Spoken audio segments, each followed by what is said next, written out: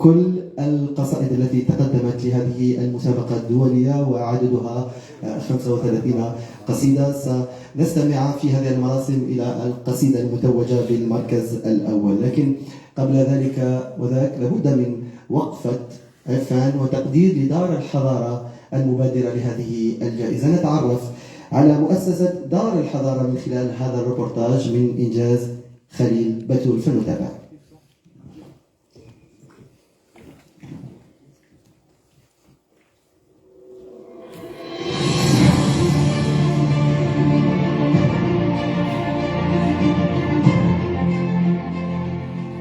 دار الحضارة للنشر مؤسسة رائدة في المجال الثقافي والفكري في الجزائر. عملت المؤسسة على مدى عقود من الزمن على خدمة الثقافة في بلادنا ودعم حركة النشر في المجال الفكري والتاريخي وكذا أدب الطفل وسير الأعلام، فكان لها السبب في تسليط الضوء على مناحي عديدة. فعلى غرار المجال التاريخي الواسع دعمت دار الحضارة كل البحوث والدراسات التي تناولت أعلام الجزائر وحواضرها العلمية والتاريخية، بالإضافة إلى اهتمامها بأدب ناشئة. أما عن التظاهرات الثقافية فقد نظمت دار الحضارة العديد من الفعاليات التي تهدف إلى ترقية العمل الثقافي، فكانت ندوات الحضارة منبر لتبادل الآراء ووجهات النظر في المشهد الثقافي بشكل عام، إضافة إلى تكريم العديد من الكتاب الفاعلين والمثقفين والعلماء في حفل الفكر والثقافة. كما أطلقت المؤسسة عدة مشاريع أهمها مشروع 1000 كتاب للطفل، ومشروع الترجمة إلى الإنجليزية، وموسوعة العلماء والأدباء الجزائريين، إضافة إلى كتب التاريخ الثقافي للمدن الجزائرية. ولها أيضا مشاركات في العديد من معارض الكتب داخل وخارج الوطن.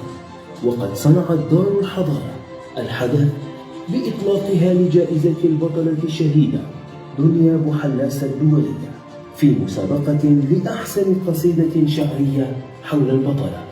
ولا تزال دار الحضارة تصنع الريادة بما تقدمه من مبادرات من شأنها ترقية الوعي الثقافي في الجزائر. مؤسسة رائدة يقف وراءها رجل وطني وخدوم للوطن في المجال الثقافي والتاريخي، الأستاذ الأديب رابح خدوسي. فكل الفخر بأديبنا وبمؤسسته الرائدة دار الحضارة 30 سنة في العطاء الفكري والنضال الثقافي.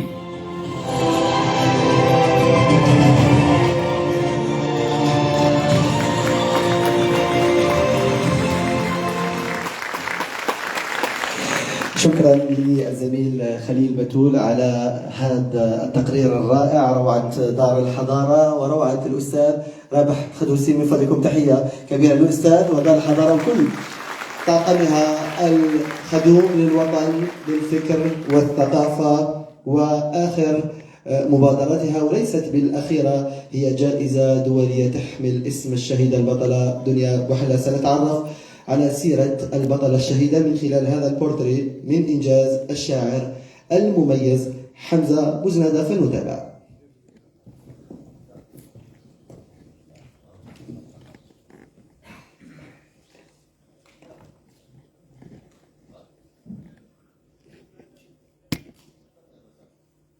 من شهيدات الوطن عرفت بالعطاء والكرم، لذلك لم تبخل على الموت بروحها الطاهرة. إنها الشهيدة دنيا بوحلاسة التي لم تتجاوز 18 ربيعا، سقطت شهيدة وسط الحرائق وهي تنقذ ما لا يقل عن 68 طفلا على كتفيها وبين أحضانها. كانت الأيام الأولى للرحلة الكشافية قد مرت بسلام، وتمتع الأطفال بالاستجمام ومشاهدة المناظر الخلابة، كما زاروا حديقة الحيوانات واستراحوا في الغابات المحيطة بها، لكن فجأة اجتاحت النيران المنطقة، وبدأت عملية تهريب الأطفال، حيث شعرت هذه البطلة فعلا بالمسؤولية القيادة، وأن تكون مسؤولة عن أرواح حملتها إياها عائلات الأطفال كأمانة، فتحملت هذه الأمانة بكل إخلاص. وقد شاع منذ الدقائق الأولى للحريق حديث عن هلاك 30 طفلا من الفوج، لأن محاولات إخراجهم من النار باءت بالفشل في البداية. ونقلت مواقع التواصل الاجتماعي هلاك الأطفال، ولكن بفضل شجاعة وتضحية قادة الفوج ومنهم الدنيا بحلاسة نجا عدد كبير من الأطفال، حيث أصيب بعضهم بحروق من الدرجة الثانية، ولكن إصابة دنيا بحلاسة كانت الأخطر، فرقدت في غيبوبة لمدة 5 أيام قبل أن تنقل إلى الرفيق الأعلى وتكون شهيدة أخرى من شهيدات الوطن، وتضاف إلى حسيبة بنبوعلي ووريدة مداد وغيرهن كثيرات. وقد شهد كل الذين عرفوا دنيا بحلاسة على نبل أخلاقها وكرم عطائها منذ أن انضمت للكشافة الإسلامية، قبل أن ترقى كقائدة تسهر على تربية الفوج وترافقهم بنصائح التعلم والتحلي بالأخلاق، وهو ما ترجمه الحضور الكبير في تشييع جنازتها. ما فعلته دنيا قد أعاد إلى الأذهان صورة المرأة الجزائرية الحرة التي قاومت وناضلت خلال كل المراحل التاريخية، ولا زالت إلى الآن تكافح في مختلف المواقع. فالرحمة لك ولروحك الطاهرة أيتها البطلة، فقد تعلمنا منك معنى الوفاء والشجاعة والتضحية. أسأل الله أن يرفع مقامك في أعلى الدرجات في جنات النعيم.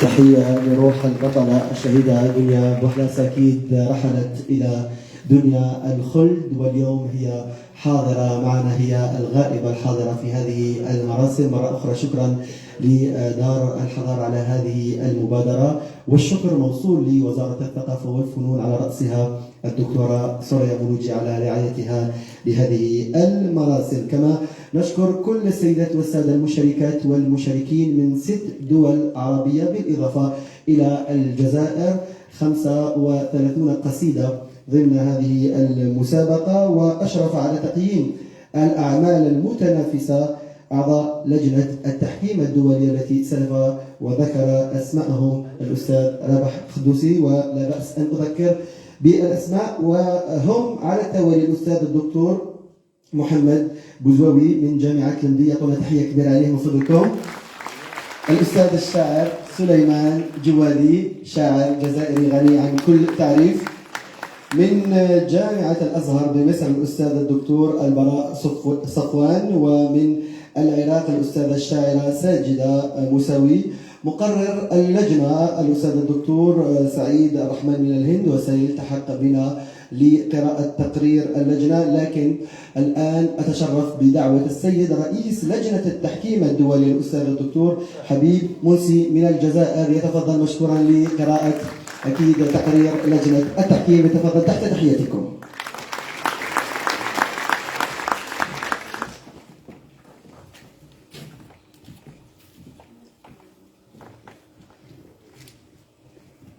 بسم الله الرحمن الرحيم، والصلاة والسلام على سيدنا محمد وعلى آله وصحبه أجمعين. أيها الحضور الكريم، السلام عليكم ورحمة الله تعالى وبركاته. كثيرا ما يكون من الصعب أن يترأس أحدهم لجنة تحكيم تعرض فيها نصوص من الشعر، وأن يضطرب في نفسه ذلك الهاجس الذي يجعله يبحث عن طريقة يكون بها عادلا من حيث توزيع توزيع المادة ومن حيث الحكم، والنصوص التي بلغتنا كانت طافحة بالمشاعر، كانت عامرة بذلك الإحساس الذي عرف الفجيعة وحاول أن يعبر عنها بلغة صافية، لغة فيها كثيرا من التأثر، فيها كثيرا من الاندفاع، فيها كثيرا من الحرارة. ومن ثم كانت اللغة التي كنا نتعامل معها ليست اللغة العادية، تلك اللغة التي ألفناها في القصائد التي ربما يتكلفها الشعراء حينما يعبرون عن مشاعرهم وهم في سعة من أمرهم. لماذا؟ لأن القضية كانت بالنسبة لهؤلاء قضية ضيقة في الزمان، ضيقة في المكان، ضيقة في الحدث. هذا الضغط الذي شعر به هؤلاء الشعراء جعلهم يلجؤون إلى هذه التعابير التي امتزجت فيها أحاسيسهم بتلك المشاعر التي رأوها في المجتمع الجزائري، وربما خرجت من إطار الوطن من حدوده إلى أن تكون مشاعرا عربية، مشاعرا إسلامية بهذا التجاوز وهذه الفيوضات. ومن ثم وجدنا أنفسنا أمام نصوص، سواء كانت نصوصا تنتمي إلى ما نسميه بعمود الشعر العربي، القصيدة العمودية، أو نصوص الشعر الحر بكل أنواعه، القصيدة التفعيلة وقصيدة حرة. وهنا توجب علينا أن نجعل لكل ذلك مقياسا موحدا حتى أن لا نجحف في أحكامنا وأن تكون تلك الأحكام أحكاما عادلة. الشيء المميز في هذه النصوص هو تفاعل الشعراء مع الحدث على عجلة، والشيء المميز كذلك في هذه النصوص هو تلك اللغة التي خرجت من أحاسيس فوارة استطاعت أن تترجم تلك اللحظة وأن ترفع ذلك الحدث إلى مصاف المخيال. والشيء المميز في هذه النصوص هو تمازجها مع البعد الديني ومع حضور الجنة وحضور التضحية وحضور العطاء الذي لا يماثله عطاء إلا ما عرفته الثورة الجزائرية من خلال نسائها ومن خلال رجالها. إذا كنا أمام هذه المادة وصعب علينا أن نجد ذلك الغربال الذي نغربل به هذه المادة، وأن نجد المنهج الذي نصنف والخانات التي نضع فيها هذه النصوص. ولكن بحمد الله أن الذين قرأوا هذه النصوص اتفقوا هكذا تلقائيا على نصوص معينة بذاتها. وحينما عرضنا هذه النصوص على أنفسنا مرة أخرى اجتمعت الكلمة على أن تكون هناك نصوص تأخذ الصدارة وأخرى تتبعها وهكذا. ولكن شاءت دار الحضارة في نهاية المطاف أن لا تفرط في أي نص من تلك النصوص، وأن النصوص جميعها فائزة بهذه الجائزة، وأن حضورها لا بد أن يكون له ديوان خاص يجمعه. فكان هذا الديوان الذي رأيتموه في مدخل هذه القاعة معبرا عن حرص هذه الدار وحرص صاحبها لكي لا يضيع نص ولا حرف ولا بيت من هذه القصائد التي كتبت بمشاعر هؤلاء الشعراء. فجمعها هذا الديوان لتكون نموذجا ربما سيحتذى في مستقبل الأيام ليجمع هذه الفورات الشعورية التي يعبر بها المجتمع عن أحاسيسه تجاه حدث من الأحداث الذي يهزه عميقا ويربطه بأصالته بلغته وبانتمائه الحضاري. هذا هو الدور الذي قمنا به. حاولت أن أعرضه عليكم في هذه الكلمات، فإن أفلحت فالحمد لله، وإن تخونني شيء من التردد فهذا يعود إلى تقصيري في هذه المسألة. والسلام عليكم ورحمة الله تعالى وبركاته.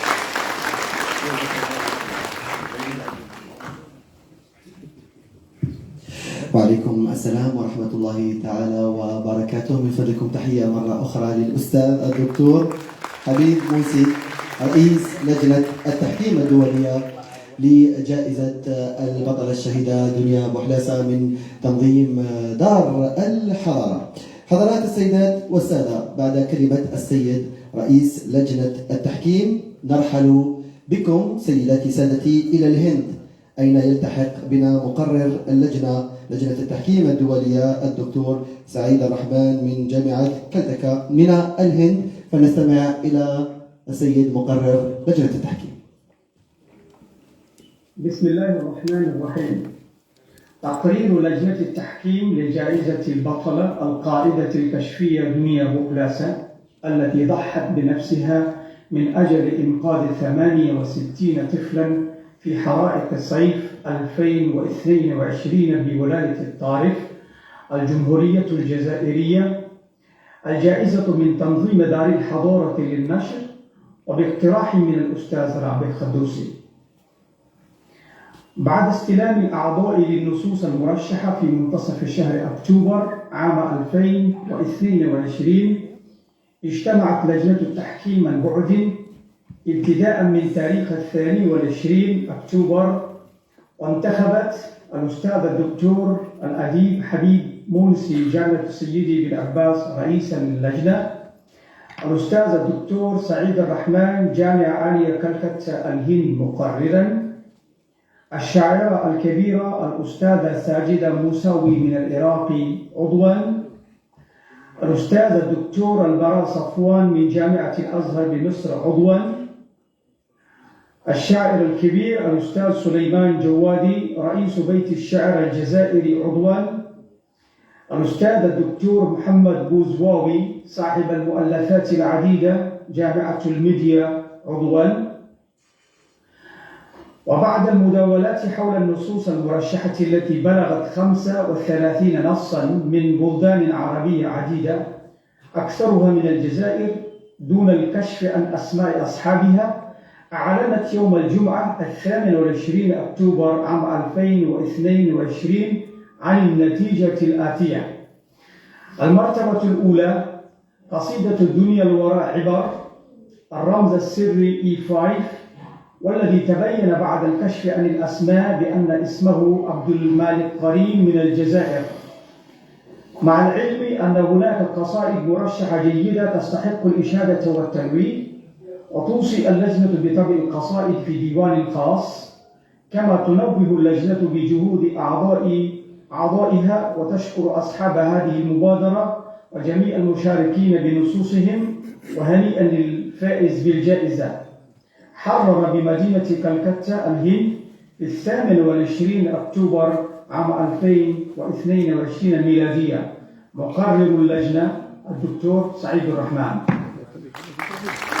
شكرا جزيلا للدكتور سعيد الرحمن، التحق بنا عبر هذا الفيديو من الهند وأعلن أكيد عن اسم الفائز. تحية من فضلكم للشاعر عبد المالك قرين الفوز بالجائزة الذهبية لهذه المسابقة. قبل مراسم توزيع الجائزة والاستماع إلى أبياتها، لأن الجائزة هي دولية، ارتأت دار الحضارة أن تعرف بالجائزة باللغة الإنجليزية. أسعد بدعوة عصفورة الحضارة نور الخدوسي. للإشارة فنور هي في سن البطلة بوحلاسة وحتى في ملامحها تشبهها. تحية كبيرة من فضلكم لعصفورة الحضارة نور الخدوسي، ستعرف العالم على الجائزة باللغة الإنجليزية.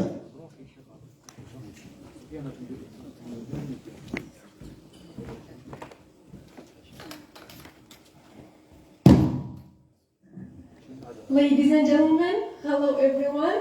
I hope you're enjoying your time here. I am Khadousi Noor and I'm extremely grateful to be here and to present the story of the powerful woman Dunya Bouhlassa to the entire world. I'll start. As an encouragement to spread the values of sacrifice, solidarity and social cohesion among the Algerian people, and due to the martyrdom of the heroine Dunya Bouhlassa, the scout leader who sacrificed her life to save 68 young scouts who were trapped by fire in the Tarf Garden in August 17, 2022.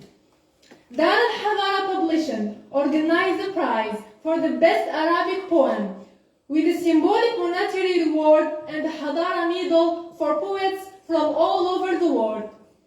An international qualified committee was appointed to select the winning poem. The prize committee received 35 nominated poems from 6 Arab countries. In the end, the winning poem, the first place, was Dunya al-Wara Ibar by the poet Green Abdel Malik.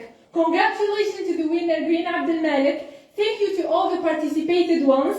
Thanks to the Judgment Commission, and a big thanks to Dar al-Hadara and to Khaddousi Rabah for this great achievement.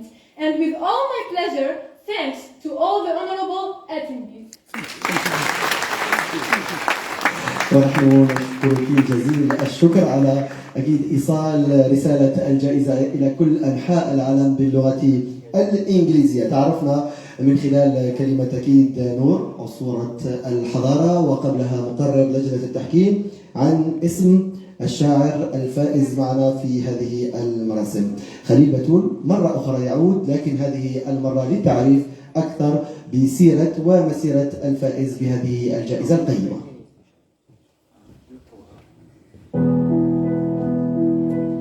شاعر أديب وقلم أريب، إذا كتب أذهل وإذا تكلم أخجل. ليس كل من ارتدى بدلة أنيقة أو ربطة عنق سياسي بالضرورة، فقد يكون شاعرا أنيقا أو قد يكون كليهما. الدكتور الشاعر عبد الملك جرين من مواليد 20 ديسمبر سنة 1963 بحمام الضلع بعاصمة الحضنة ولاية مسيلة. درس الابتدائي والمتوسط في مسقط رأسه، والثانوي في ثانوية المقري بمسيلة. خريج المعهد التكنولوجي للتربية والتعليم سنة 84 900 وألف. اشتغل بالتعليم المتوسط والثانوي بحمام الضلع. درس بالجامعة المركزية في العاصمة تخصص لغة وأدب عربي. اشتغل مديرا جهويا للمطبوعات المدرسية بالأهواط، ثم أستاذا دائما بجامعة مسيلة بقسم اللغة والأدب العربي. طرق باب السياسة سنة 2002 كنائب بالمجلس الشعبي الوطني إلى غاية 2007، ثم مديرا عاما للنشر بيومية الحوار الجزائرية من 2008 إلى 2014، ثم مستشارا لرئيس المجلس الشعبي الوطني منذ 2019. من مؤلفاته الولاء والصراع العربي الفارسي، من خلال الشعر العباسي كتاب في السياسة والفكر والتاريخ والأدب، مجموعة مقالات منشورة في يومية الحوار تحت عنوان الربيع العربي، سماء لا تمطر وأرض لا تزهر، متاهات الوطن والشرود ديوان شعب، قبس في موكب السالكين ديوان شعب، بوح الغريب ديوان شعر أيضا، لمن تغني العصافير مخطوطة رواية. الشاعر عبد الملك جرين كان أحسن من كتب في الشهيدة البطلة دنيا بوحلاسة، ليفتك عن جدارة واستحقاق جائزة البطلة دنيا بوحلاسة الدولية كأحسن قصيدة حول البطلة. فكل التحية والتقدير لدكتورنا وشاعرنا عبد الملك جرين.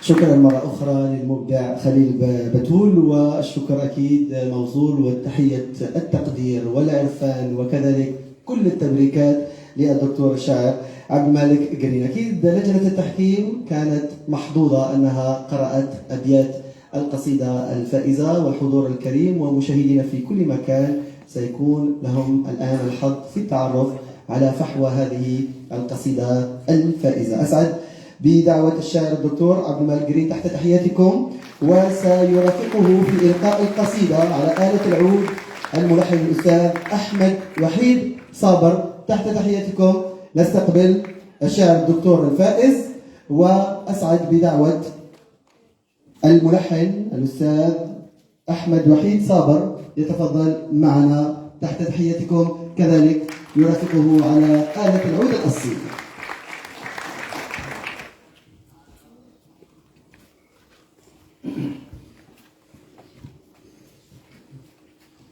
بسم الله الرحمن الرحيم، والصلاة والصلاة والسلام على سيد الخلق أجمعين سيدنا محمد وعلى آله وصحبه ومن اهتدى بهديه إلى يوم الدين. في الحقيقة لا أدري من أين أبتدئ، وأطراف الفضيلة تتعدد،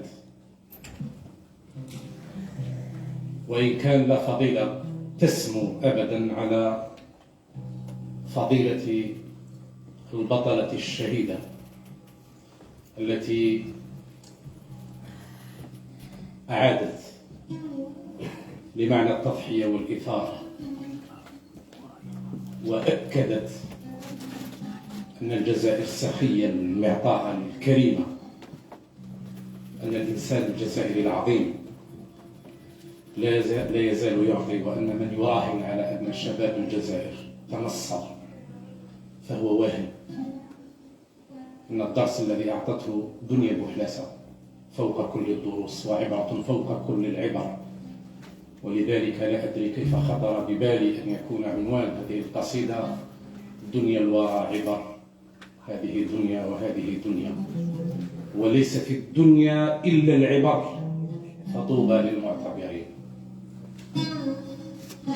أبتدئ من صاحب دار الحضارة، وما أدراك ما دار الحضارة. هذا التكريم ليس لشخصي أبدا على الإطلاق، فالشاعر في مثل هذه المواقف ما هو إلا شبيه بالفوتوغراف المصور الذين صنعوا الحياة وصنعوا القيم وصنعوا النبل وصنعوا الفضيلة.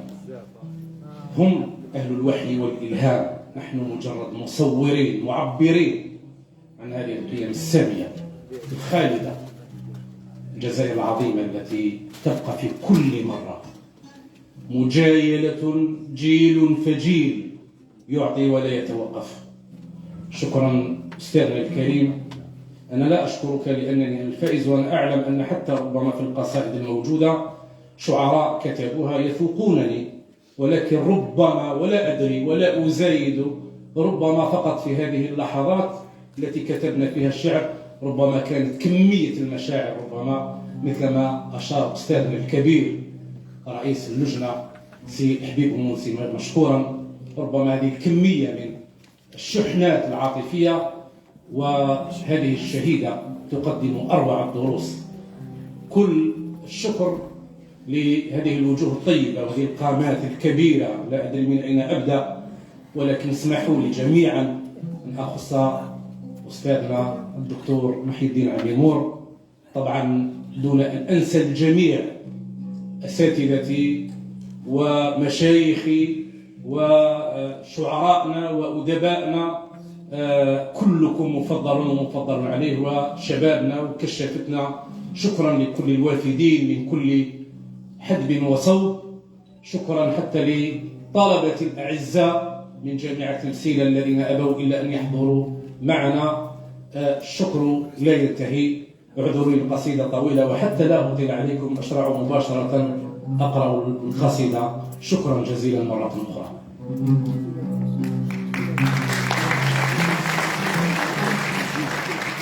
دنيا الورى عبارة، ما لي أراك بدمع منك منهمر، حزن عراك بقلب فيك منفطر، أم قد رأيت صنيع الخارقات وما أمثالهن بدنيا الناس في الذكر.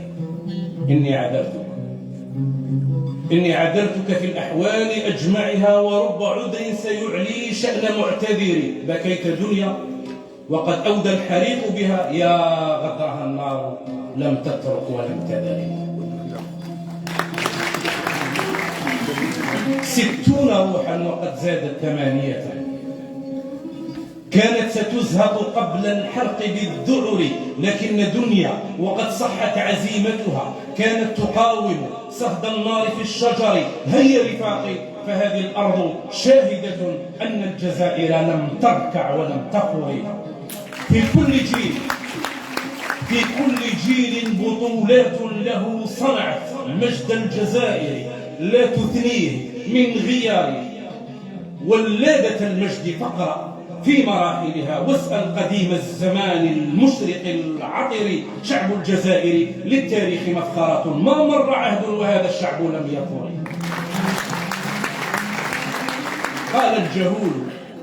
قال الجهول تراها غير آبهة، وكيف تأبه هيفاء بذي صغر. لم تدر ما النار ما تأتي عواقبها، والنار تأتي على الفولاذ والحجر. مضت تلبي نداء حين خاطبها، ما ألقت البال لا والأذن لم تعر. لو كان يبصر ما ترنو وما سمعت، ما كان يجهل ما بالخلد من نهر. قل للجهول إذا ما رحت تنصحه، الخير منك لزوم الصمت فاستتري. مني خطاب دائما أبدا، إن كان حمقك قد ينجيك فانتظري. ما بال أفقك مسدود تحاصره، أفكار جهلك في ضيق من الأطر. وكيف تدرك أن النار منجيتي من شدة النار يوم الهول في سقر. إني سمعت من الآفاق داعية وعاود الأمر في الإمساء والبكر. إن المقام هنا أن عرجي صعدا نحو السماء وفوق الأنجم الزهر. نادى المنادي هلمي، رحت مسرعة لبيك يا جنة مرفوعة السرر. دونت في قصص الأبطال ملحمتي، وصرت رمز الفداء للبدو والحضر. يا موقد النار خابت منك طائشة، لو كنت تعلم ما في النار من ظفر. لو كنت تعلم ما في النار من ظفر، وما ظفرت بغير العار تحمله. وما جزاء خؤون حاقد قدر. وقد رأى الناس كل الناس ضارعة إلى الرحيم بأن يقضي لمنتصر. فكان ما كان في دنيا وآخرة، نعم القضاء قضاء الله في البشر. هذه الجزائر في أبهى مشاهدها، هذه الجزائر في أبهى مشاهدها. أما أتتك جموع الناس بالخبر، قامت تشيع دنيا في مواكبها، وودعتها بآي الله والصور. ويرسمون على الأشهاد أحرفها، وينقشون بخيط التبر والدرر. دنيا ولكن دليل الله حجته، دنيا الورى عبر لاحت لذي عبر. هي المقادير تجري طوع منشئها، أجرت حوادث من تدبير مقتدر. قد هيأتها ليوم لا شبيه له، وقد أتتها كما موسى على قدر. قد هيأتها ليوم لا شبيه له، وقد أتتها كما موسى على قدر. بالطارف الطور طود فيه معجزة، والأمر سيان بين السمع والبصر. دنيا تسارع خطوا نحو بارئها، يا نار كوني طريق الله في سفر. كانت وكان من الإعجاز ما حملت، يا نار إن نعيم الله منتظري. إني الفداء بدنيا لا مقر بها، ولست أخشى لهيبا منك فاستعري. دنياي آخرتي أرقى لمنزلتي. من يبتغي الخلد لا يخشى من الضرر، ودون صحبي ألاقي النار حارقتي. نورا توغل نحو الخلد في عمري، النار نور بها دربي وراحلتي، والزاد زادي بلا نقص ولا كدر. هذه حياتي بلا من أقدمها. عش يا رفيقي بأرض المجد وافتخري، عش يا رفيقي بأرض المجد وافتخري. أرض الشهادة أرواح لها بذلت، ما راعها من شديد الخطب والخطر. فكيف أجبن في يوم مؤمله، إن الشهادة كانت منتهى وطري. 60 طيرا من الأطهار يا وطني، 60 طيرا من الأطهار يا وطني محاصرون بحقد النار والشجر. يستصرخون وقد خطت عزيمتهم، والموت لا يتقى من راكب الحذر. إني نذرت إلى الرحمن صاعدة روحي إليه، وما أخلفت من نذري لبيت داعي الفدا، والنفس راضية. ينجو السحاب ولي من طيب الأثر، ينجو السحاب ولي من طيب الأثر.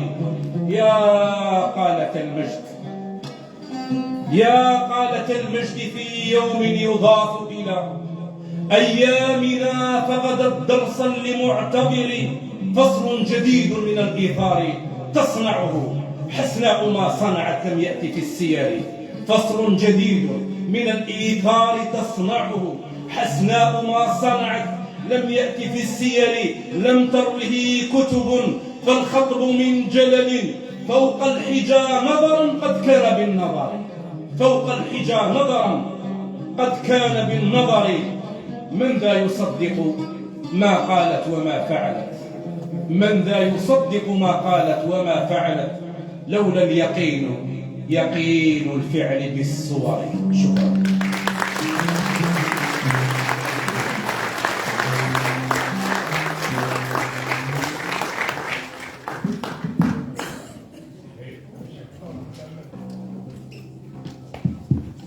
شكرا جزيلا. تحية كبيرة للأستاذ الدكتور عبد المالك جرين، قصيدة رائعة بل رائعة جدا. والشكر موصول للأستاذ أحمد وحيد صابر.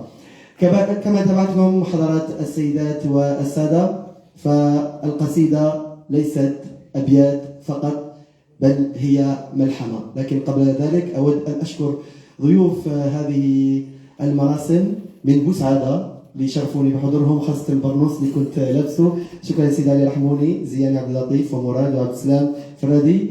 الآن البرنوس أكيد سيكون من نصيب فارس هذه المراسم اللي هو الدكتور عبد المالك جرين. أقول تحية كبيرة عليه، ستكرم بعد قليل لأنكم الفارس فارس هذه المراسم. كما قلت قدمتم ملحمة النور والنار، قصيدة قوية الكلمات ورائعة المعاني راقية الصور الشعرية. في الحقيقة تحتاج إلى صوت فنان جميل وأنغام عذبة لتكتمل هذه الرائعة. يا ترى من سيؤديها؟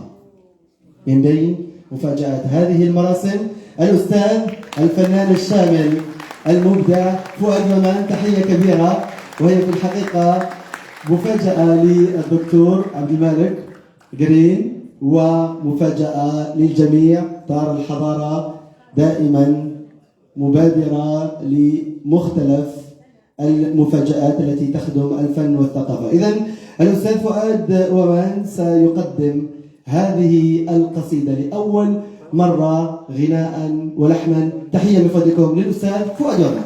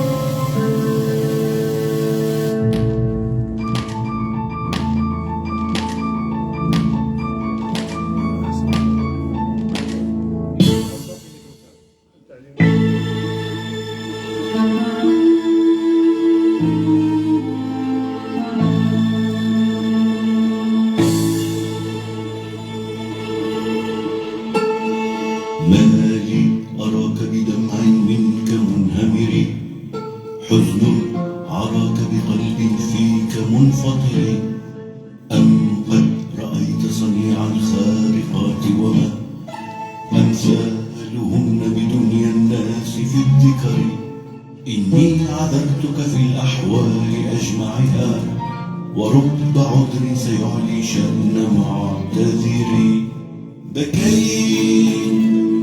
بكيت دنيا وقد أودى الحمام بها، يا غدرها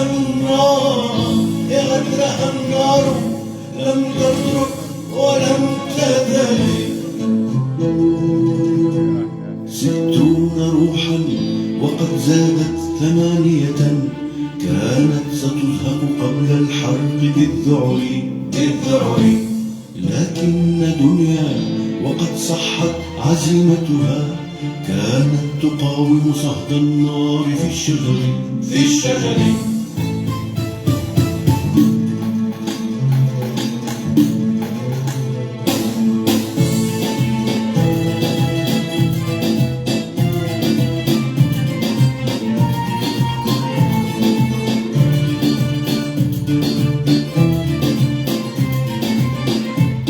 هذه حياتي بلا من أقدمها عيش يا رفيقي بأرض المجد وافتخري أرض الشهادة أرواح لها بذلت ما راعها من شرير الخطب والخطر فكيف أجبر في يوم أؤمله إن الشهادة كانت منتهى وطري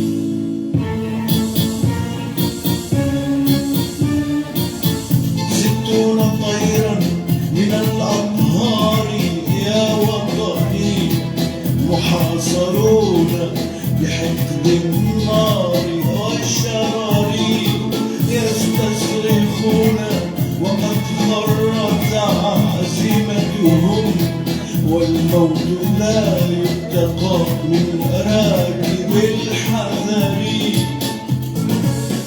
إني نذرت إلى الرحمن صاعدة روحي إليه وما أخلفت من نذري لبيت داعي الفدا والنفس راضية ينجو الصحاب ولي من طيب الآثار يا قادة المجد في يوم يضاف إلى أيامنا فغدا درسا لمعتبرين فصل جديد من الإيثار تصنعه حسناء ما صنع لم يأتي في السير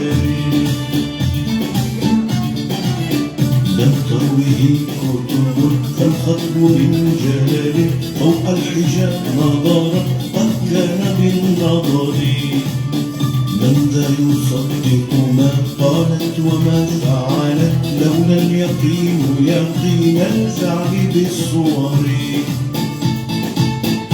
نادى المنادي هلمي رحت مسرعة لبيك يا جنة مرفوعة السرور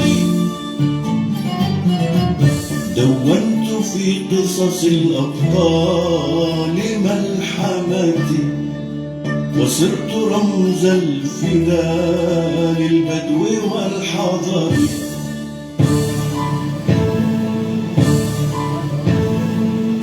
يا موقد النار يا مرقد النار ذهبت منك طائشة لو كنت تعلم ما في النار من ظفري وما ظفرت بغير العار تحمله وما جزاء خأون حاقد قدري وقد رأى الناس كل الناس ضارعة إلى الرحيم بأن يقضي لمنتصر فكان ما كان في دنيا وآخرة نعم القضاء قضاء الله في البشر هذه الجزائر في أبهى مشاهدها أما أتتك جوع الناس بالخبر قامت تشيع الدنيا في مواكبها وودعتها بآي الله والصور ويرسمون على الأشياء الإجهاد أحرفها وينقشون بخيط التبر والدرر. مضت تلبي نداء حين خاطبها، ما ألقت البال لا والأذن لم تعري. إن المقام هنا أن عرجي صعدا نحو السماء وفوق الأنجم الزهر. هي المقادير تجري طوع منشئها، أجرت حوادث من تدبير مقتدر. بالطارف الطور طود فيه معجزة، والأمر سيان بين السمع والبصر. دنيا تسارع خطوا نحو بارئها. يا نار كوني طريق الله في سفري.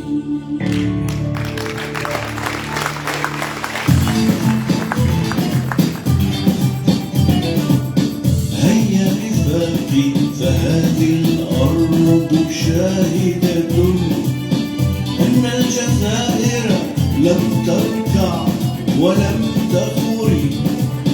في كل جيل بطولات له صنعت مجد الجزائر لا تثنيه من غيار. ولادة المجد فاقرأ في مراحلها، واسأل قديم الزمان المشرق العابر. شعب الجزائر للتاريخ مسخرة، ما مر عهد وهذا الشعب لم يثري.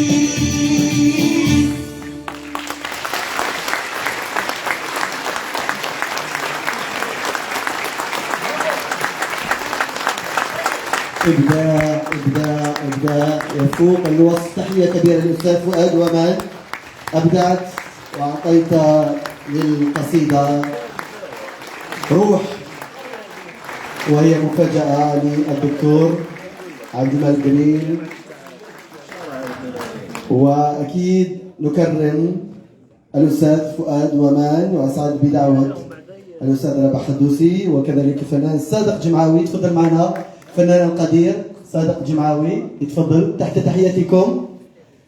نكرم في هذه الأثناء الفنان الشامل فؤاد ومان، الكاتب الموسيقار والمطرب، أبدع في أداء هذه القصيدة التي سماها الأستاذ رابح الدوسي بملحمة النور والنار. شكرا لكل من ساهم في إنجاح هذا العمل الفني. أستاذ فؤاد يتلقى في هذه الأثناء التهاني من طرف الحضور الكريم، وأدعوكم إلى مراسم التكريم. أستاذ صادق جمعاوي ابقى معنا من فضلك.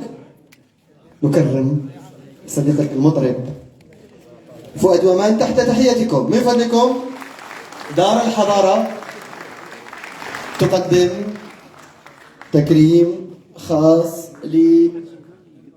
للأستاذ الفنان فؤاد ومان بحضور الفنان القدير صادق جمعاوي، ومؤسس الجائزة ومؤسس دار الحضارة الأستاذ رابح خدوسي.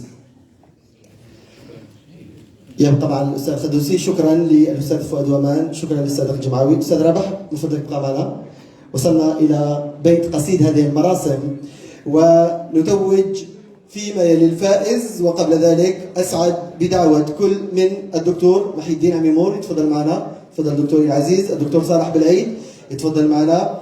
كل من الدكتور حبيب منسي رئيس لجنة التحكيم الدولية، والأستاذ سليمان جوادي، والأستاذ محمد بوزوي. تحت تحياتكم السادة الأفاضل، يتوجون في هذه الأثناء حضرات السيدات والسادة الفائز بجائزة دنيا بوحلاسة الدكتور الشاعر عبد الملك جرين. تحت تحياتكم.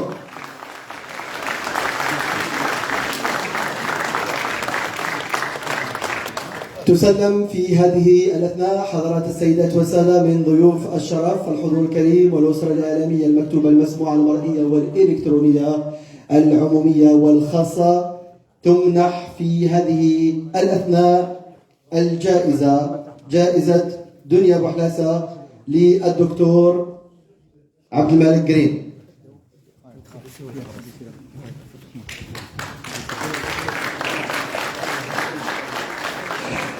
باقة من الورود تحت تحياتكم من فضلكم ودرع الجائزة. الدرع يمنح لصاحب القصيدة الفائزة في هذه المراسم، بالإضافة إلى وسام الحضارة. يقدم الشهادة الدكتور صالح بالعيد رئيس المجلس الأعلى للغة العربية.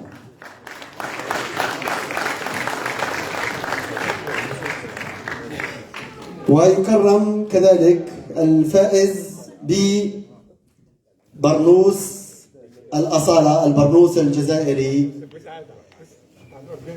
ونطلب تحية كبيرة من السيدات والسادة الحضور.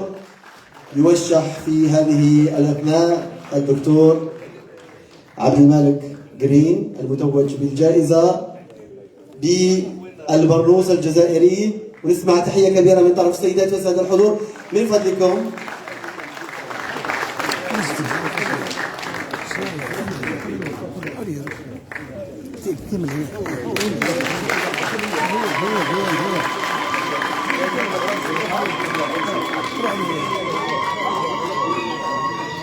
أطلب من السادة الأفاضل توسط أكيد هذه المنصة من أجل الإضاءة ومن أجل الصورة لوسائل الإعلام.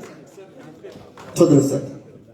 بعد لكم برك أنا سامحوني، البرنوس هذا الأولى به سي فؤاد، أنا ماذا بي التحق ورا سي فؤاد، أنا ماذا بي البرنوس هذا هذه لا تهدى. روح سي فؤاد. ودار الحضارة حتتكفل وتعطيله برنوس واحد آخر. غالي والطلب رخيص كما يقولوا. خلاص فؤاد عندك برنوس ان شاء الله. تفضل معنا. بالاضافه فؤاد تفضل معي من فضلك.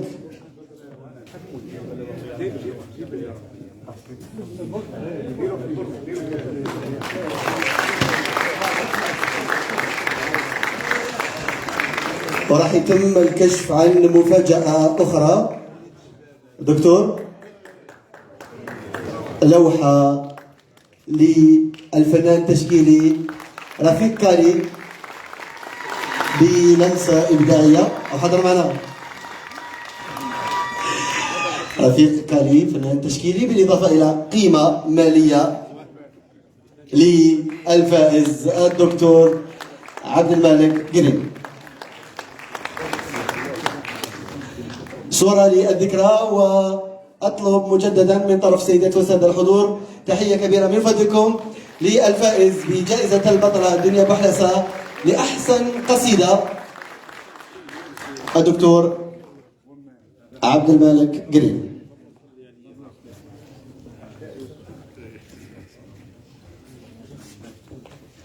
شكرا جزيلا لكم.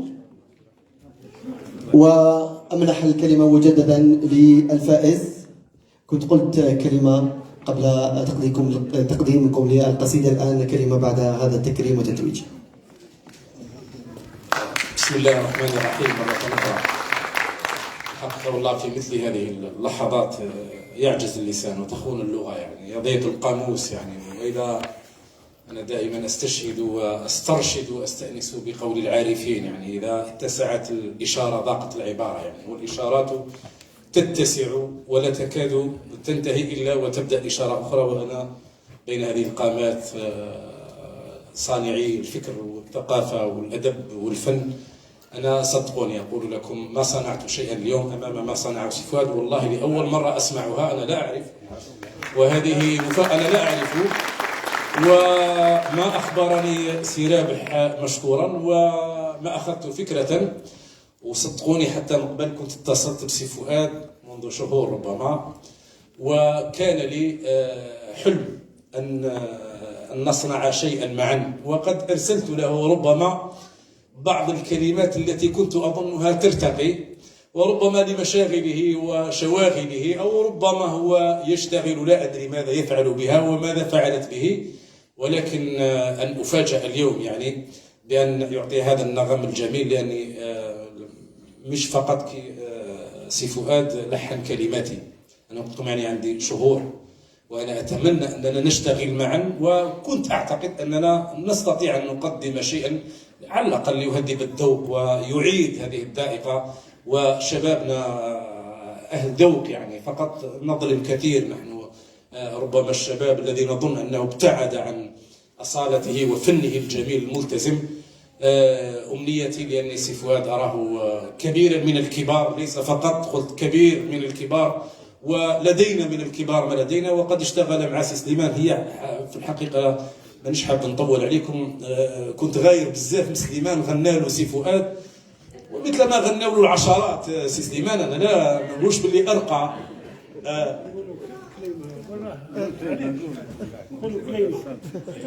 لا كملت انا وش بقى كيتكلم سي سليمان ما بقاش كلام. شكرا جزيلا مره اخرى، شكرا لكم سادتي الاكارم، شكرا سي رابح في الحفل البهيج. الكلمه لاستاذنا الكبير سي سليمان. بسم الله الرحمن الرحيم، والصلاه والسلام على اشرف المرسلين. انا اولا اراني صغيرا جدا امام تضحية هذه دنيا محلسة، لذلك لا أتكلم عنها، لكن سأتطاول لأتكلم عن هذين الرائعين، رابح خدوسي الذي دائما يصنع الحدث، ودائما نقول أن رابح خدوسي وبشير خلفهم مؤسسة ثقافية قائمة بذاتها، وقد أثبت يعني اليوم أنه إنسان رائع. الشيء الخطير جدا الذي سأحدثكم عنه أني أحب هذا الرجل كثيرا. الأمر الثاني، كنت أعتقد أن السياسة والإعلام سيفقدان وهج الشعر عند عبد الملك جرين، لكن تأكدنا اليوم أنه بالعكس ظل شاعرا كبيرا جدا. هنيئا له وهنيئا لنا بهذا التتويج الذي هو تتويج للشعر، تتويج لقيم التضحية الموجودة والمتأصلة لدى المواطن الجزائري والذي يختزله دائما الشاعر. وأيضا تصريح خطير مني أني أحبه كذلك. شكرا.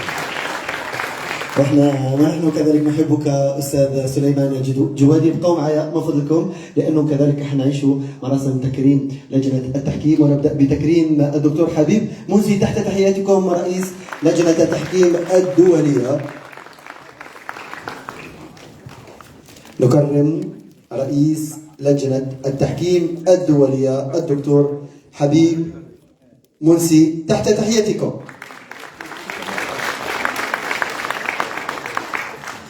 بقى من الورود بالإضافة إلى شهادة تقدير وعرفان تمنح للدكتور حبيب منسي، النائب والقارئ زهير فارس. نكرم في ما يلي الأستاذ الشاعر الكبير سليمان جوادي، عضو لجنة التحكيم الدولية، لجائزة البطلة دنيا بوحلاسة لأحسن قصيدة. شكرا جزيلا لكم الشاعر الكبير سليمان جوادي. عمي أحمد يتفضل معنا، أعطونا تحية كبيرة عليه، نورنا بحضوره.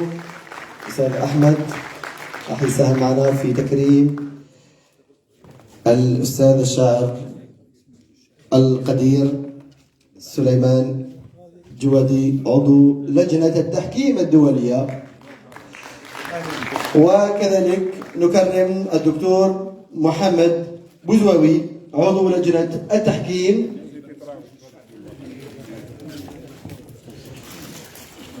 ونذكر أننا كذلك سنكرم لاحقا أعضاء لجنة التحكيم، إن كان الدكتور سعيد الرحمن المتواجد بالهند، الدكتور البراء صفوان من جمهورية مصر العربية، والشاعرة القديرة ساجدة الموسوي من جمهورية العراق، أعضاء لجنة التحكيم. تحية كبيرة أكيد. كانت وقفة لتكريم الفائز بالجائزة وكذلك رئيس وأعضاء لجنة التحكيم، ونأخذ صورة جماعية للذكرى.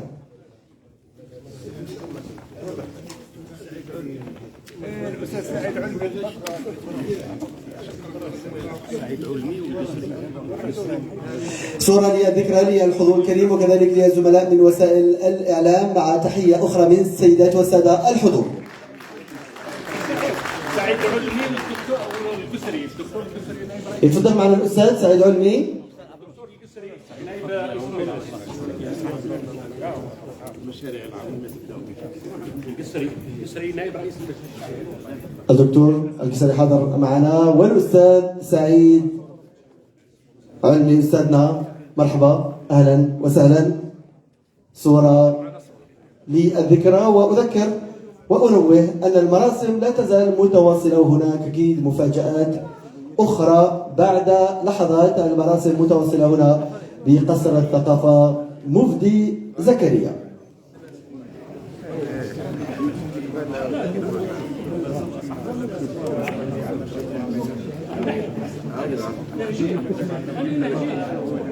أكيد جميل جدا هذا اللقاء الراقي بين أهل الثقافة والفكر والعلم في الجزائر، كل في مكانه ومنصبه. اللقاء اليوم يجمعنا من أجل حضور هذه المراسم الخاصة بتوزيع جائزة أحسن قصيدة التي تحمل اسم البطلة الشهيدة دنيا بوحلاسة.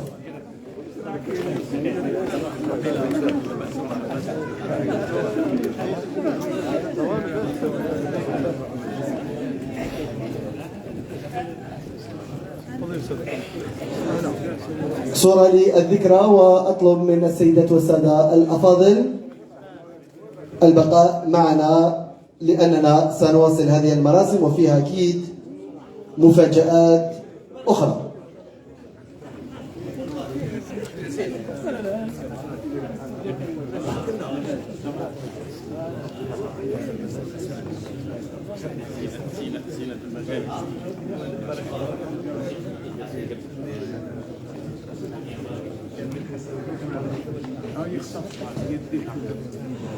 أشكر جزيل الشكر السيدات والسادة. أرجوكم تفضلوا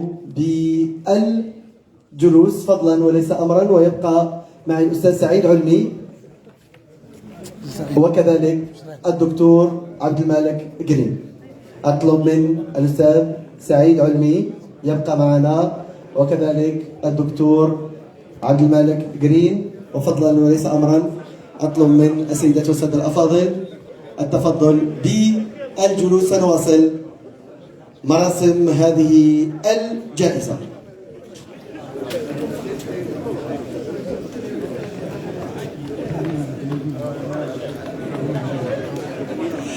ارتأت منشورات دار الحضارة أن تقدم تكريما خاصا للأستاذ سعيد علمي تحت تحيتكم. أكيد صاحب الوثائقي شهود الذاكرة كاليدونيا. أعطونا تحية كبيرة لأستاذنا سعيد علمي، نتشرف بحضوره معنا في هذه المراسم، ويكرم بباقة من الورود من دار الحضارة. والأستاذ رابح خدوسي مع أخذ صورة للذكرى.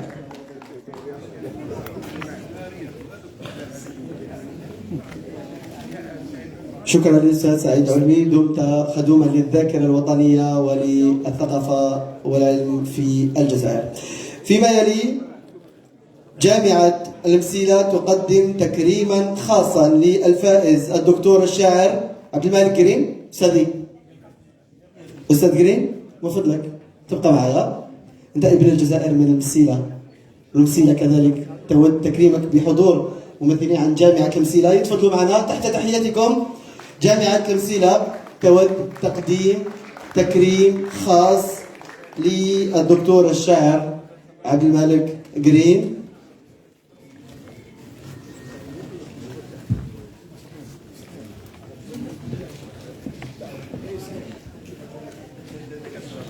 يتفضلوا معايا، تفضلوا اساتذتي الافاضل. تحيه كبيره من فضلكم.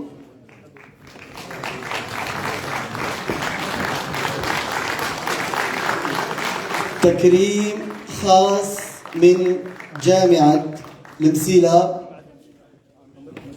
في حق المتوج في هذه المراسم الدكتور عبد الملك جرين.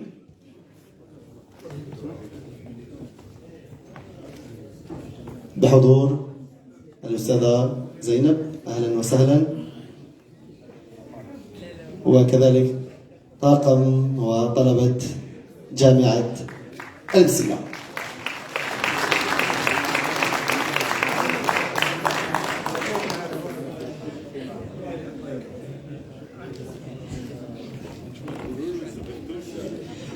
هم حابين يسمعوا زغاريد إذا كان هنا في القاعة حرائر، سمعونا زغاريد على الدكتور. شكرا. حاب تقول كلمة؟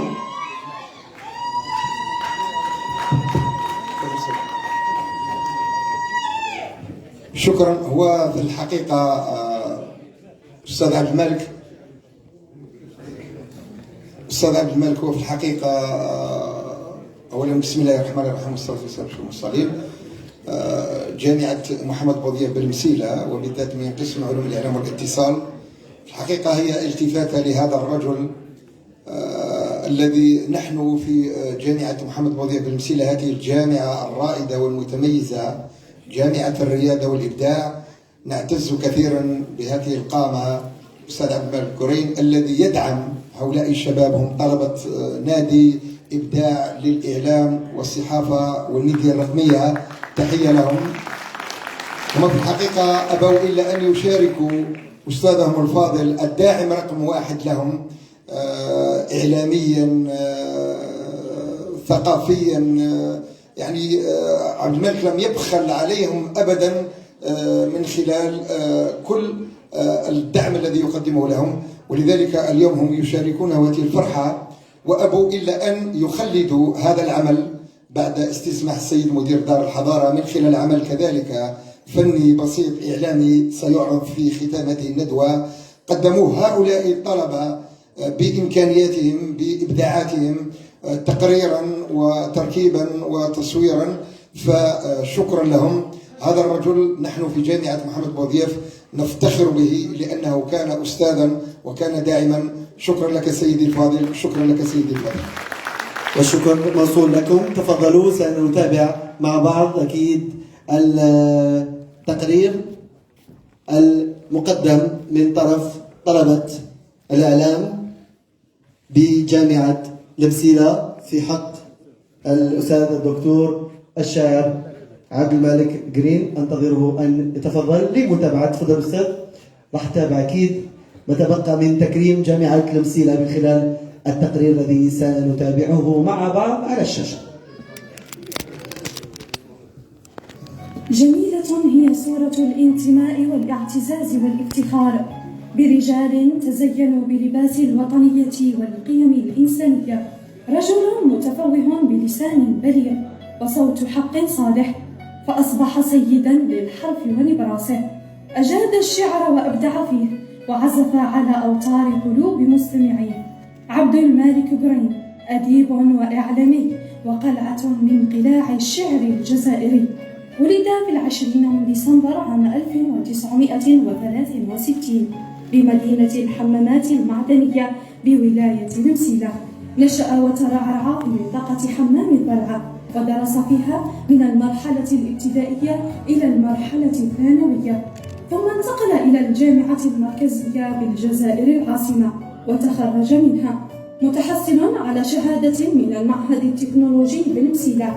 تقلد الأديب عبد المالك العديد من المناصب، أهمها أستاذ بجامعة محمد بوغيار بالمسيلة، مدير جهوي للمطبوعات المدرسية بالأغواط، شغل منصب نائب في المجلس الشعبي الوطني ورئيس لجنة التربية والتعليم العالي والبحث العلمي بالمجلس الشعبي الوطني، ومدير لجريدة الحوار من سنة 2008 إلى غاية 2015، وكذلك عضو بمنتدى اليونسكو للتربية والتعليم والتقانة.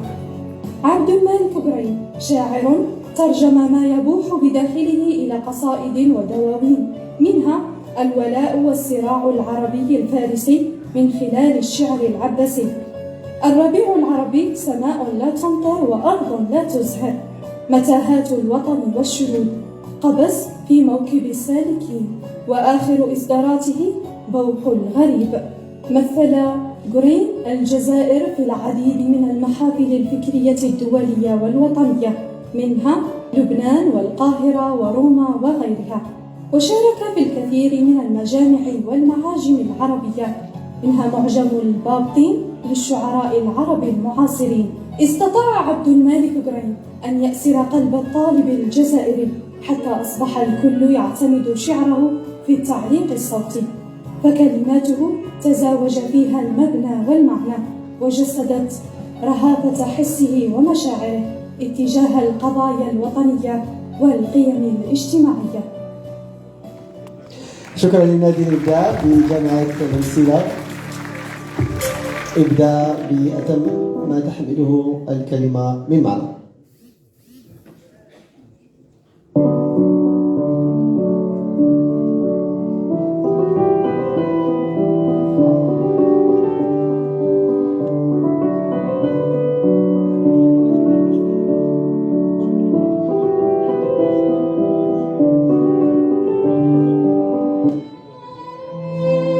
أصوات أطفال تعالت، نأت بهم الغابة وصيرتهم كل في اتجاه، لعب ومرح وسرور، لتمتزج ضحكاتهم بصوت هلع وخوف شديد.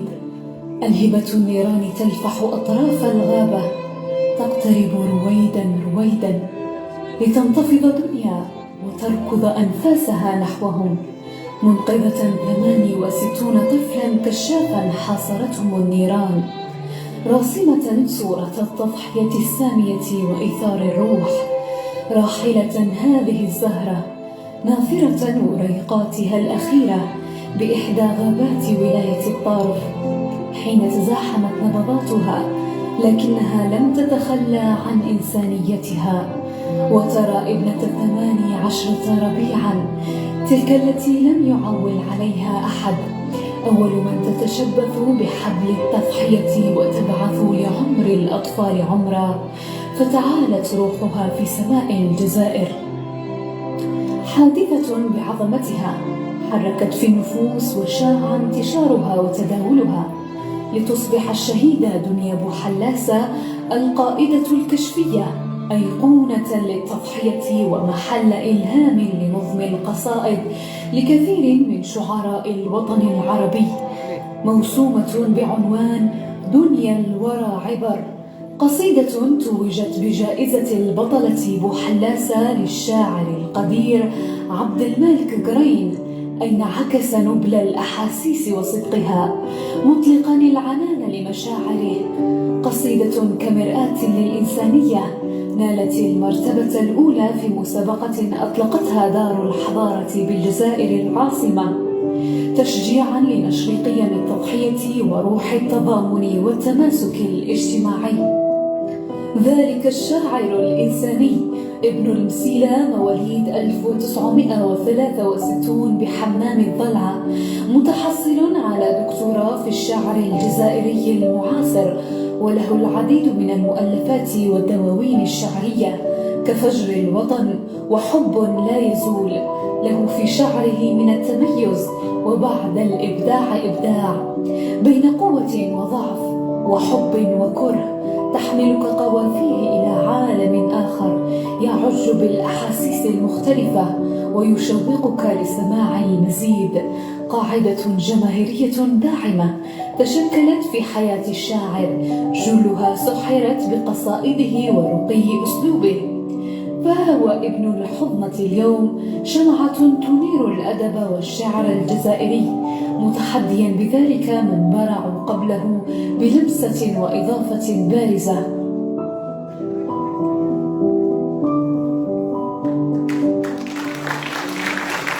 شكرا جزيلا للتقريرين لنادي إبداع للصحافة والإعلام بجامعة المسيلة. يعطيكم الصحة، أعطونا تحية كبيرة لهم.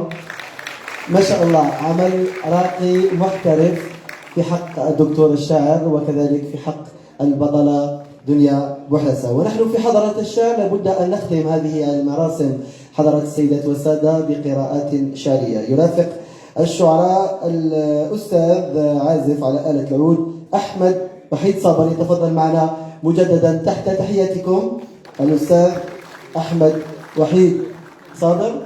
وأطلب من الشاعر حمزة بوزنادة الشاب الواعد الرائع يتفضل لإلقاء قراءة شعرية تحت تحياتكم.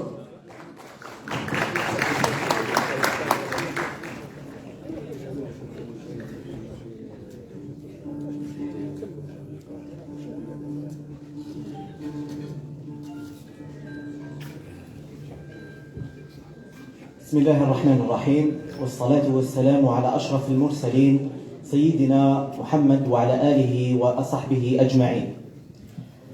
جميل أن نلتقي على المحبة والصدق والوفاء، جميل أن نلتقي على الشجاعة والتضحية والعطاء، لنرسم مواعيدا للإنسانية في أجمل وأبهى تجلياتها. كم تغمرني السعادة ويكللني الزهو وأنا وسط هذا الدفء الجميل والجو الشاعري الرائع الذي جمعكم، وأنتم قامات تزدان بها دوحة الأدب والشعر. أحييكم جميعا كل باسمه ومقامه. أهنئ الشاعر المبدع عبد المالك بن كريم على هذا التكريم البهيج الذي يستحقه بجدارة، كما أشكر الأستاذ الأديب الألمعي رابح خدوسي على هذه الجهود المباركة في سبيل إحياء القيم الإنسانية التي ضحت من أجلها البطلة الشهيدة دنيا بوحلاسة رحمها الله وأسكنها فسيح جناته. هكذا عرفناه محبا لوطنه، خادما لوطنه، ومحبا للإنسانية. إن شاء الله في ميزان حسنات الأستاذ. هذه قصيدتي المتواضعة في الشهيدة البطلة دنيا بوحلاسة. أقول: عزي الجزائر وابتدع خير الرفاق، واسكب دموع العين إن شئت العزاء. نضب الكلام فكل حرف أبكم، حم القضاء فلا جدال ولا مراء.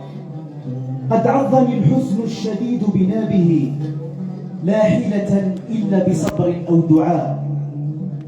هاجت على نفسي الهموم فنغست ليلي، فلا نوم أتاني ولا هناء.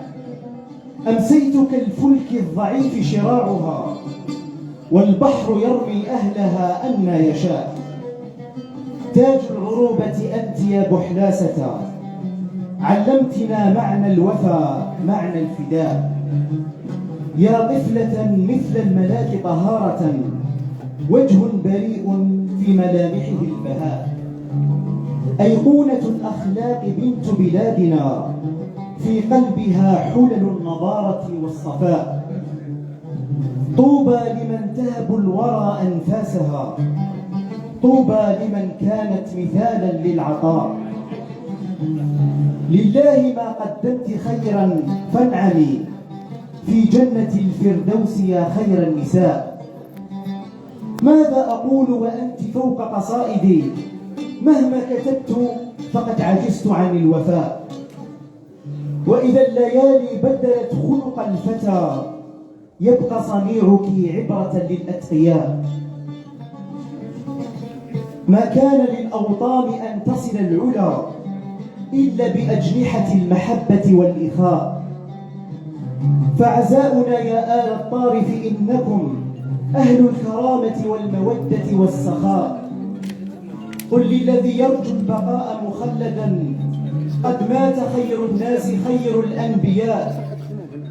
ما المرء في دنياه إلا عابر فليترك الآثار من بعد الفناء.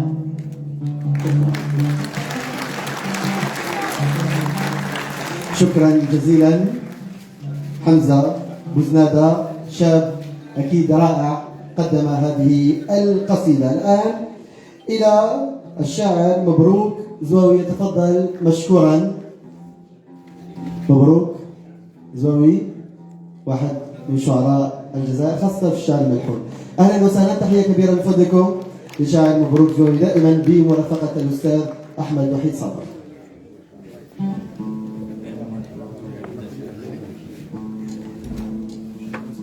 بسم الله الرحمن الرحيم، والصلاة والسلام على رسوله الكريم. أسعد الله مساء الجميع.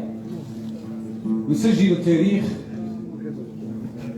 أن لا حضارة قامت دون تضحية، لذلك دار الحضارة وفية لهكذا تضحيات، ولعلها الوحيدة في الجزائر التي تناولت هذه الأيقونة لتخلد عبر التاريخ. لم أتوقع أن أكون من الذين يمرون على هذا المنبر. سأحاول أن أقرأ مقاطعا قصيرة من الذاكرة. نقول لا توصي من كان راسه يتعمم بكفان اللي جاهدوا ماتوا بالكيد. يبرد دم يفور عقب برودة دم وسط عروق جذورها في قبر الحي. قبر اللي ما مات حتى وجله تم. قبر القاضي باش يعطي وضنه ضي. قبر تعلى بالشهادة شانه شم وكل اللي تعلى جواره ترجع هي. قبر تعلى بالشهادة شانه شم وكل اللي تعلى جواره ترجع هي. قبر الجد اللي مقابل قبر العم. قبر الخو الخالدون وقبر البي. قبر تعلى بالشهادة شانه شم وكل اللي تعلى جواره ترجع هي. لا توصي من كان في قلبه والشم. وطني دونك نموت وتبقى حي. وطني دونك نموت وتبقى حي.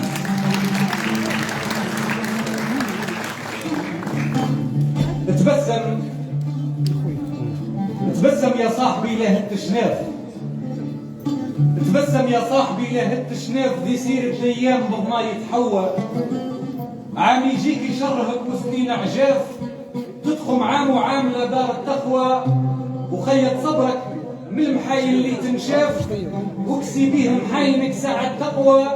طبع بنادم ساعة البلوى يضعف. وإذا شاف بلاه في غيره يقوى.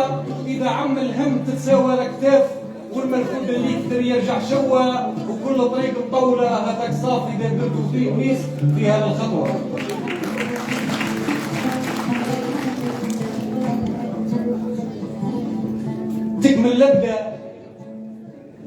تكمل لبدة كل حاجة كي تبدأ. تكمل لبدة كل حاجة كي تبدأ. ومهما طال الليل يطويه نهاره. شدي حيلك يا حيلك يا وردة. وعارف بعدي بس ورقك يا خضاره.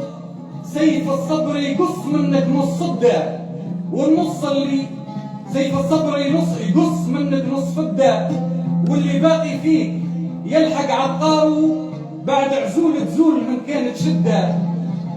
ويزورك طير الهوى من تبكاره. ما جاتش في زاد وزناد وزندة. والله جاه يجيه وبيه كباره. مولا لبدة ذا العدو يقتل جحده. واللي دارق ما يطيقوش نقاره. وجه الخاين تكشفوا يد المدة. تطوال وتقصار يتنحى عجاره. جروح البعد يدير بخبارك نفدى. ويداويه القاك ساعة نزاره. ويداويه القاك ساعة نزاره. شكرا جزيلا لك الشاعر مبروك. وأطلب من الأستاذ أحمد وحيد صابر يبقى يعزف، لأنه في هذه الأثناء سنستقبل أمامكم حضرة السيدات والسادة الأعضاء الذين أشرفوا على التحضير لهذه الجائزة والمراسم. أستاذ خدوسي تفضل مع لجنة التحضير لهذه المراسم كل باسمه. تفضل خليل، حمزة وباقي الأساتذة. راح تشوفوا الآن لوحة فسيفسائية لجنود الخفاء من عمل أكيد ضمن لجنة التنظيم. أستاذ طاهر، حسيني، عبد الكريم، تفضلوا يا رافد شعر مكتوب منظم كامل يجي لهنا. مرحبا. عبد الرؤوف يتفضل معنا. بوعلا منصوري. أستاذ جمعاوي كان في أسرة تحضيرية. تفضل أستاذ، حناخذوا صورة للذكرى. أكيد الالتزامات يتعذر عليه الحضور. أستاذ بدر الدين الكاكرية اللي كان لها أكيد دور كبير في التنظيم. تفضل معنا أستاذنا. أستاذ منصوري تفضل معنا. حمزة تفضل. حمزة كان يحضر الإكراميات تاع الضيوف. دائما ناشط ما شاء الله. أكيد من فضلكم تحية كبيرة للجنة تنظيم هذه الجائزة. وقبل أن ندعو الجميع إلى إكراميات خارج القاعة، أمنح الكلمة الختامية للأستاذ رابح خدوسي. تفضل أستاذ. شكرا جزيلا.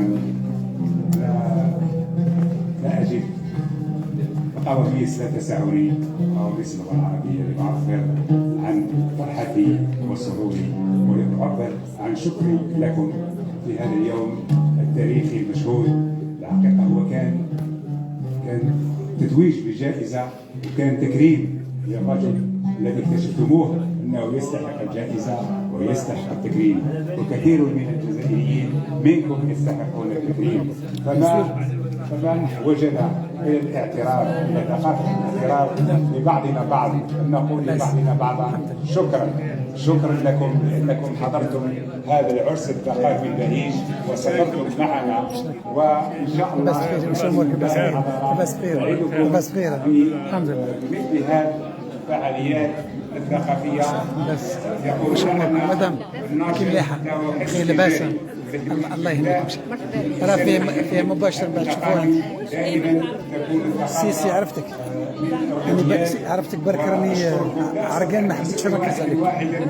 دوك نتلاقى معاك من اللبس برا. كنا أستاذ سيدي موسى الأساتذة كثر فاعذروني إن أسمي واحدا من الأستاذ الباحثة في الحكمة هي من الشعراء أستاذ أحمد بعداس ورفاقه بن عين الساعة، جمعية كامل اليتيم في البندودة وعلي أحمد، شريف فضيل بن بازا.